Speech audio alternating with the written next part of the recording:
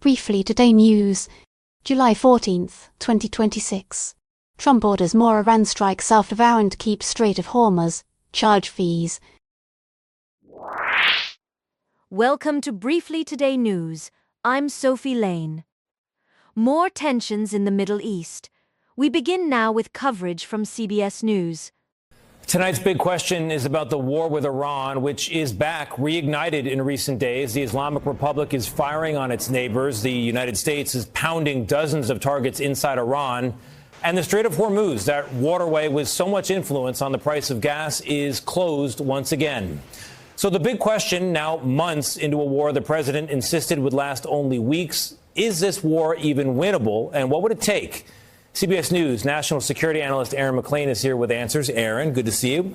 Is it winnable? Well, Tony, if we define the minimum standard of winning as Iran actually relinquishing control of the Strait of Hormuz, I see only two ways in which that can happen. One, the Iranian regime falls. Two, it agrees to a deal where it actually relinquishes control. So that really leaves the president with two options.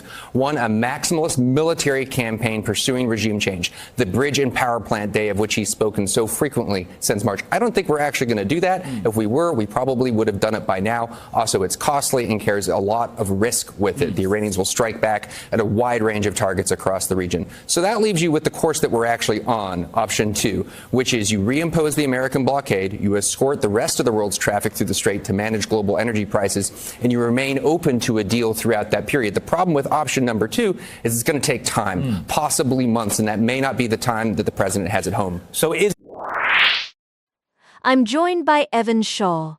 Tell us more about the strikes and what that means. The U.S. has intensified its attacks on Iran, proposing new fees for ships passing through the Strait of Hormuz, marking a significant escalation from previous confrontations.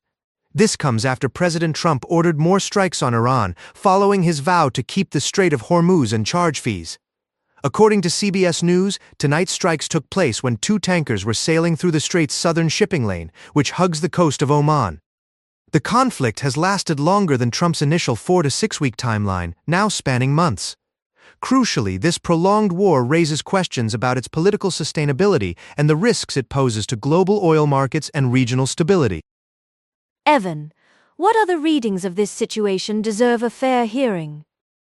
Well, Sophie, while the U.S. and Iran are locked in this intense standoff over control of the Strait of Hormuz, there's another perspective worth considering: the economic and diplomatic impacts on global oil markets. According to CBS News, oil futures spiked Monday due to multiple rounds of strikes between the U.S. and Iran. This highlights that the current conflict isn't just a military contest, but also an economic battle with far-reaching consequences. If accurate, these price hikes could pressure both sides into finding a diplomatic solution, even if it's not immediately apparent.